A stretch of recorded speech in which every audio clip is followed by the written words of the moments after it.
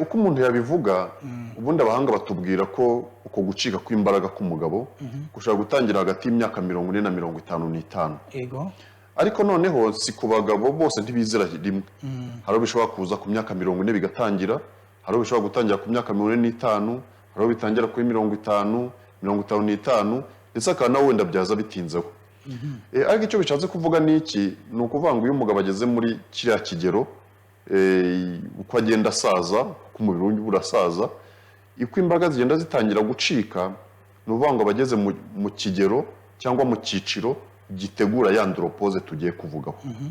Icyo kigero gitegura ya andropause tugiye kuvugaho ni ukuvuga ngo imisemburo ya kigabo, cyane umusemburo w'umwihariko n'umusemburo bita testosterone. Yego. Testosterone ngira ngo abantu baze kumenya umusemburo ni wa kigabo. Turagomeza tuwugarukaho ko niwo uyobora ibyo byose tugiye kuvuga. Uwo musemburo bundi ukorwa n'udusabo tw'intanga tw'umugabo. Turiya tuvuga abantu bakunda kuvuga ngo wenda ngo ni amabya, ariko turadutuye turimo turadusabo tw'intanga tw'umugabo nitwo dukorera musemburo wa testosterone.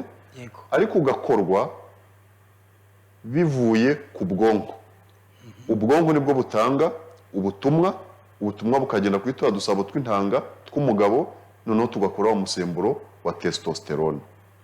Uwo musemburo rero uba uri gutangira ugabanukaho gakeya ku myaka 40, 45, 50. Noneho kugabanuka umugabo akumva koko n'imbaraga ziri kugabanuka, kuko uriya musemburo wa testosterone niwo wa kigabo uzana amarangamutima y'umugabo, utuma n'umugabo agira imbaraga nyine za kigabo, kuko ni umusemburo w'imbaraga, ni umusemburo w'ingufu, ni umusemburo navuga ko ari umusemburo wo gutuma umuntu yumva ko akomeye.